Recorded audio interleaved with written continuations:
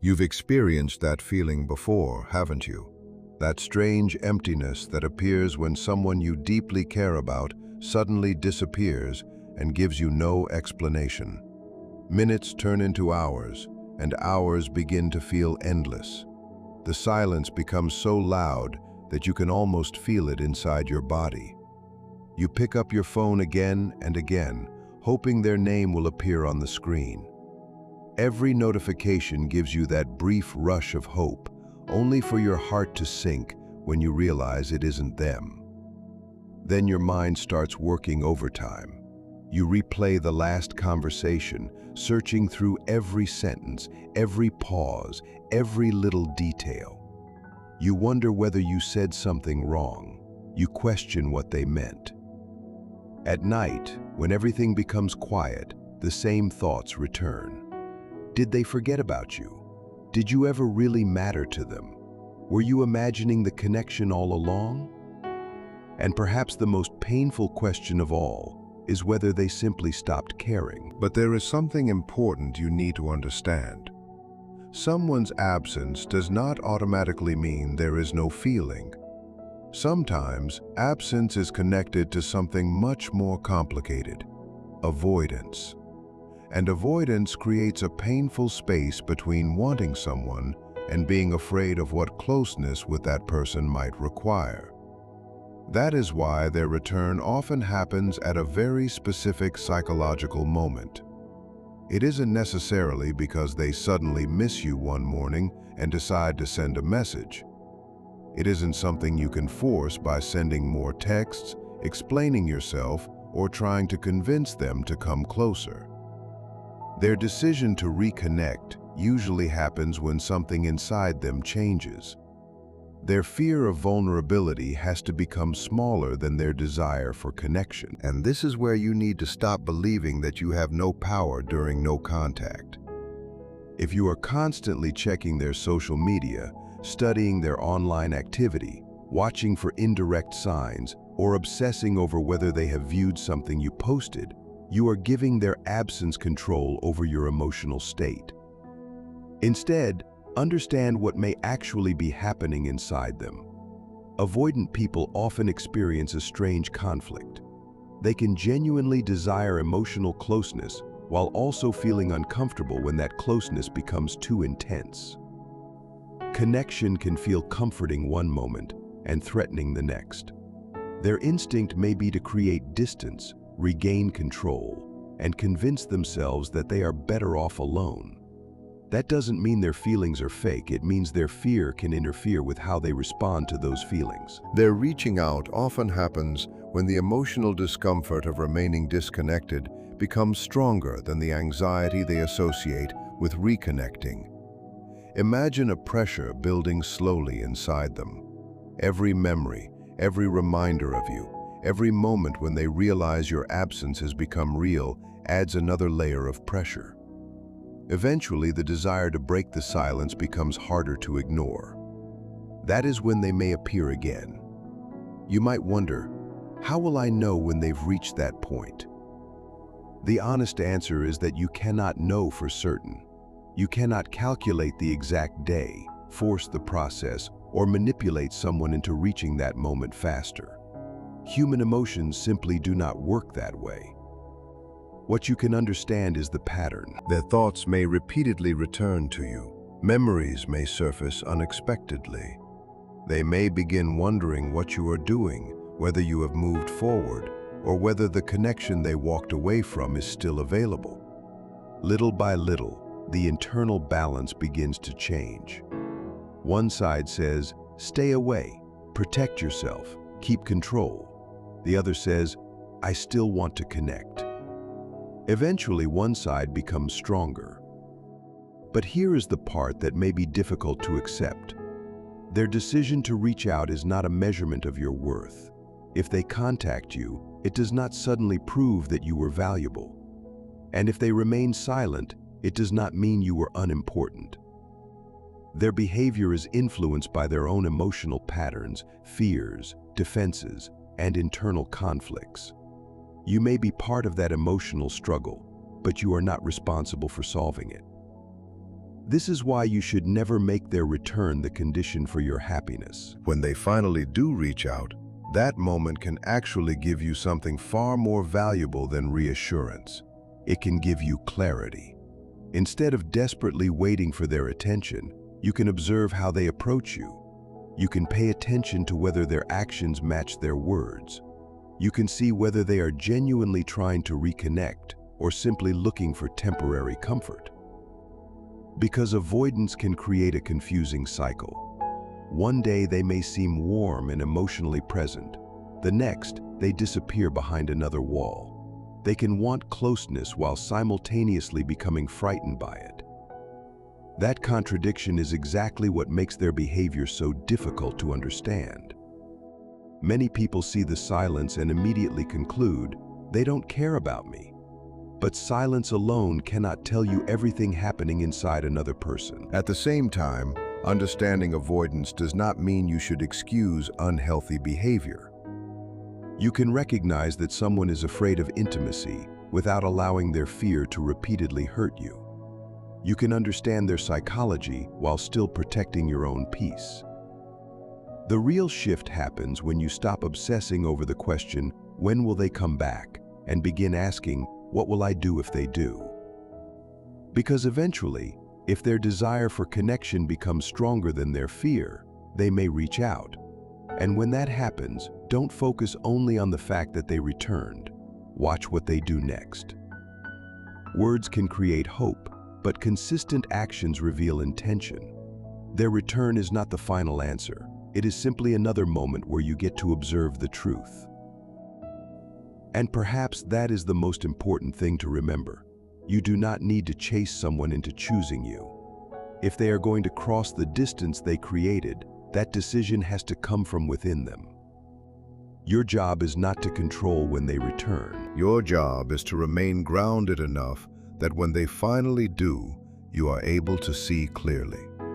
You'll begin to recognize the patterns, the timing, and the psychology behind their behavior.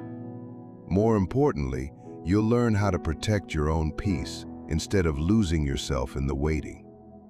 So remember this. Stop searching for hidden meanings in every silence. Stop replaying old conversations and trying to discover where everything went wrong. Stop treating every unanswered message like evidence that you were rejected. Instead, pay attention to what they actually do. Notice their behavior, their timing, their consistency, and the way they respond when they finally return. That is where real clarity comes from. Avoidant people often move according to an emotional timeline that has very little to do with yours. Once you understand that, their sudden appearances and disappearances become easier to recognize. They are responding to the conflict happening inside them, the desire to feel connected, while simultaneously wanting to protect themselves from the vulnerability that connection creates. But there is another piece of the puzzle that people often overlook. What happens when you stop chasing? Your calmness matters. Your boundaries matter.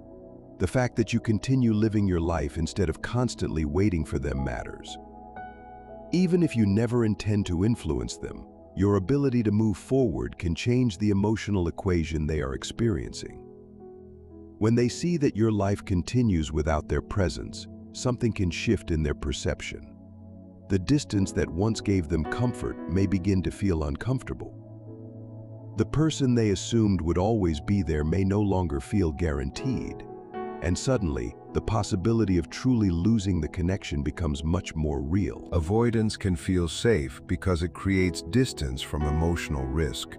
It gives them control. It allows them to avoid difficult conversations and uncomfortable feelings. But eventually, distance can create its own kind of discomfort. Your absence can become a reflection. It shows them what their life feels like without you. It reminds them of what they wanted, but pushed away. It forces them to sit with the possibility that the connection they were trying to escape might actually be something they don't want to lose. That tension doesn't usually appear all at once. It develops gradually. A memory here, a thought there, a moment when they wonder what you're doing. a realization that you're no longer reaching for them, a growing awareness that life is moving forward whether they participate in it or not. And eventually, the fear of losing the connection can become stronger than the fear of reconnecting. This is the internal turning point most people never see. When an avoidant person finally reaches out after a period of silence, there may have been a long emotional struggle happening beneath the surface. That's why you don't need to treat every message like a mysterious event. You can understand that their return may be the outcome of an internal conflict finally reaching a decision. And once you understand that, you stop making every message about your worth. You don't need to analyze the exact wording, the number of hours before they replied, or every little pause in the conversation. You become more observant and less reactive. You understand that their behavior is often connected to their own emotional defenses, rather than being a direct judgment of you. This also gives you back something important: control over yourself. You cannot control when another person becomes ready to face their emotions. You cannot force vulnerability. You cannot make someone choose connection through pressure or persuasion. But you can control whether you abandon your own life while waiting for them. You can choose yourself. You can maintain your standards. You can create boundaries. You can keep growing, working, socializing, creating, and enjoying your life. And ironically, that is often what makes your absence more noticeable. When someone has become accustomed to your constant availability, they may never fully experience what your absence means. But when you stop chasing and genuinely return your attention to your own life, the situation changes.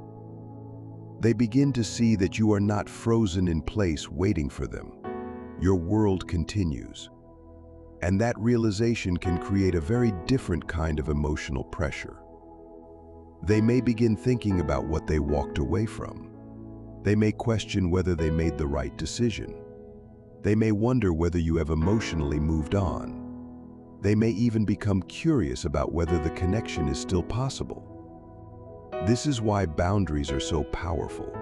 Not because they are a trick to make someone chase you, but because they remove the unhealthy pattern where one person runs and the other constantly follows. You stop participating in the chase.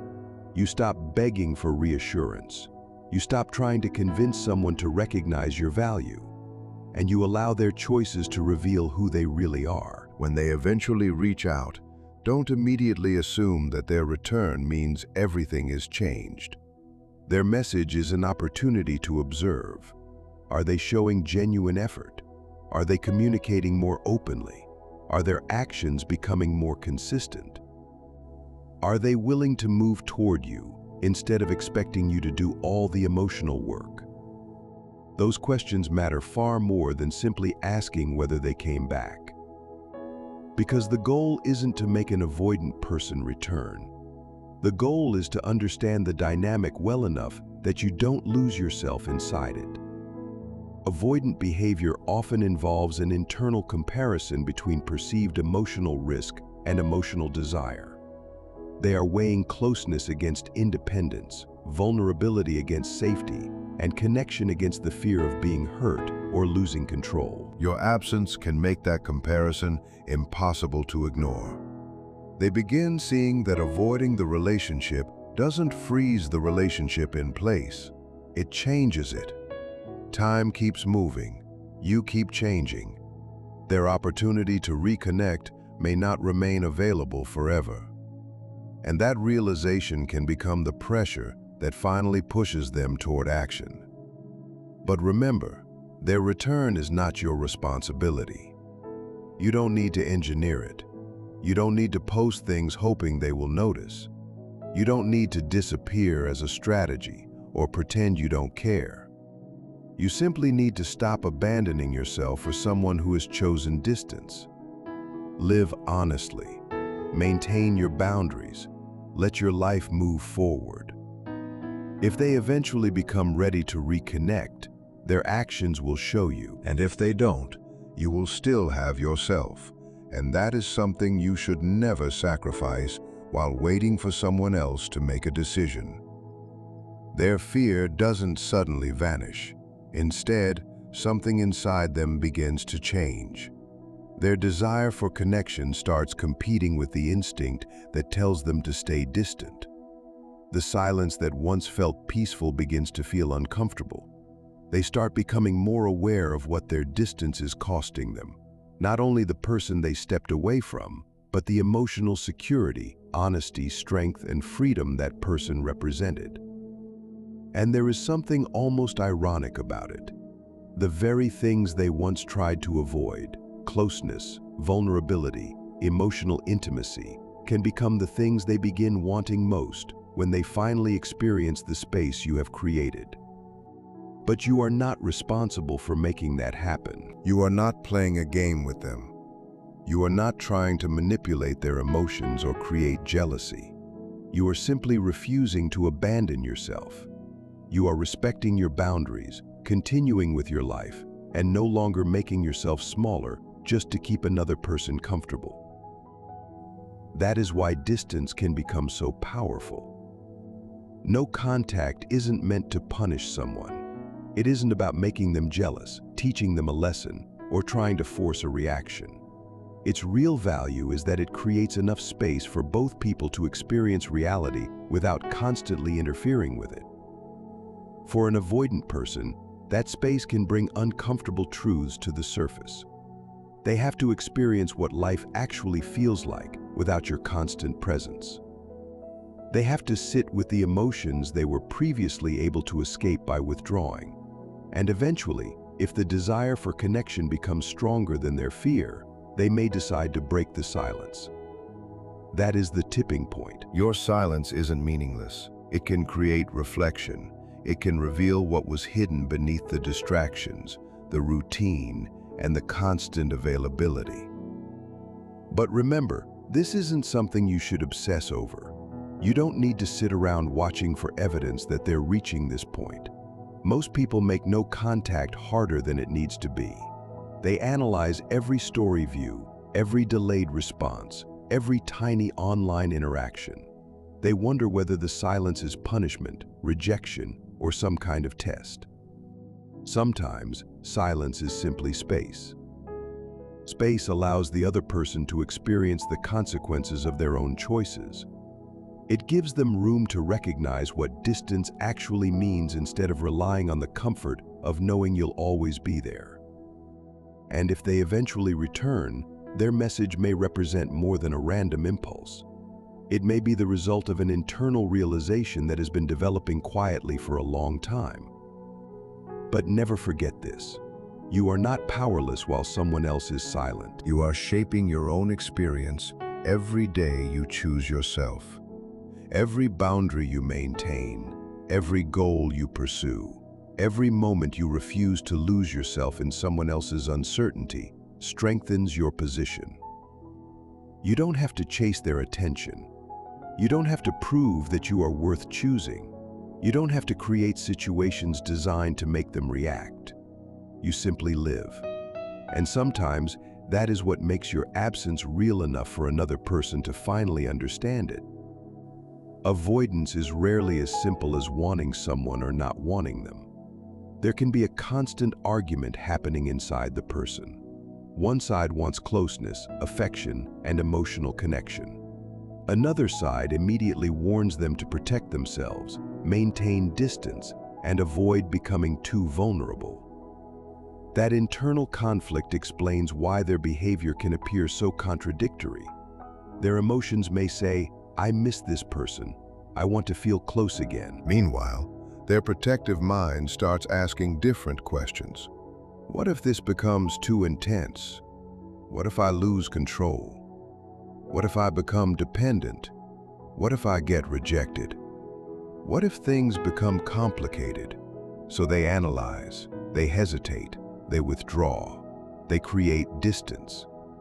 This is why an avoidant can care about someone and still behave as though they don't. But eventually, the emotional cost of staying away can become heavier than the perceived danger of reconnecting. Their internal calculation changes. the desire to restore some form of connection becomes stronger than the instinct to remain hidden. That's when they may reach out. And this is where people often make another mistake. They receive a message and immediately assume everything is changed. They finally realize they love me. They're ready to commit. They've completely changed. Maybe, but one message cannot prove any of those things. Sometimes reaching out is simply their way of checking whether the door is still open. They may be testing how you respond, trying to understand the emotional temperature, or seeing whether reconnecting feels safe. That doesn't automatically make their behavior manipulative. It may simply reflect their uncertainty. Their inconsistency often comes from the same internal conflict. They move closer when desire becomes stronger, then pull back when fear returns. They aren't necessarily changing their feelings every few hours. Their relationship with those feelings is changing. Understanding that difference can help you remain calm. You don't have to treat every pause as rejection. You don't have to assume every delayed response means you made a mistake. And you don't need to become obsessed with decoding every action. Their behavior belongs to their psychological process. Your response belongs to you. There is also a hidden emotional cost to their avoidance that many people never consider. An avoidant may experience guilt, shame, confusion, loneliness, or regret, while simultaneously trying to convince themselves that distance is the safest option.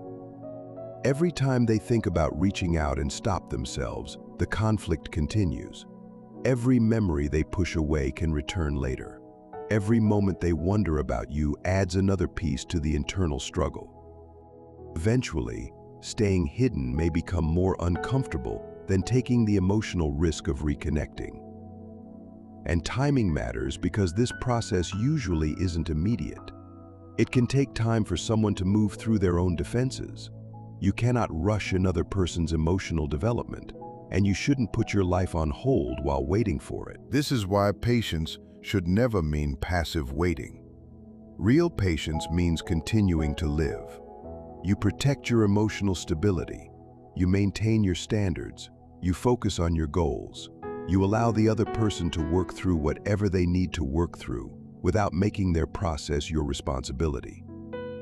Then, if they return, you meet them from a position of clarity instead of desperation. There may also be subtle signs before direct contact happens. A sudden reaction to something you post, a quiet return to your social media, a small comment, an indirect interaction.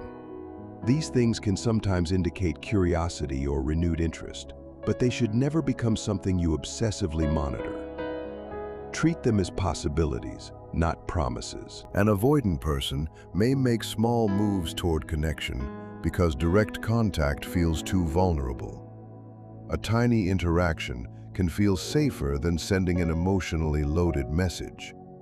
It gives them a chance to see how the other person responds without exposing themselves completely. In that sense, these small actions can be like testing the temperature before stepping into the water. But don't build an entire story around one like, one view, or one comment. Look for patterns. One isolated action tells you very little. Consistent behavior tells you much more. Think of it like watching weather develop. Before a storm arrives, you may notice changes in the clouds, the wind, and the atmosphere. None of those signs guarantees exactly what will happen, but together they tell you that something is changing. The same principle applies here. Small interactions may be early signs of movement, but what matters most is whether those signs develop into genuine communication and consistent effort. Understanding the process allows you to stay grounded instead of being blindsided. You don't chase every signal. You don't plead for clarity. You don't abandon your boundaries because someone suddenly appears online. You observe. You remain calm. You allow their behavior to reveal their intentions, because their eventual contact is rarely as sudden as it looks from the outside. What appears to be one unexpected message may actually come after weeks or months of private questioning, emotional resistance, curiosity, and internal debate. And once you understand that, you stop focusing entirely on the final message. You begin noticing the larger pattern.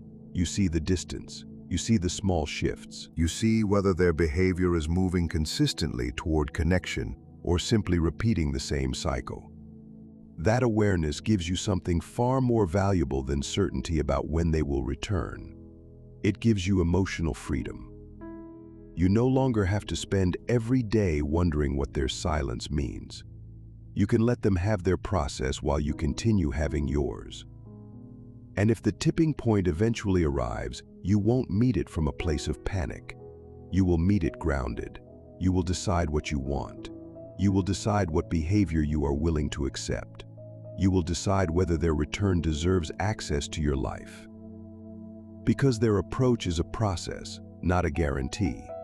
Every small signal may be part of that process, but the final proof will always be found in their actions. When the pieces finally come together, you won't need to force the moment. You'll simply recognize it for what it is and respond from a place of strength rather than fear.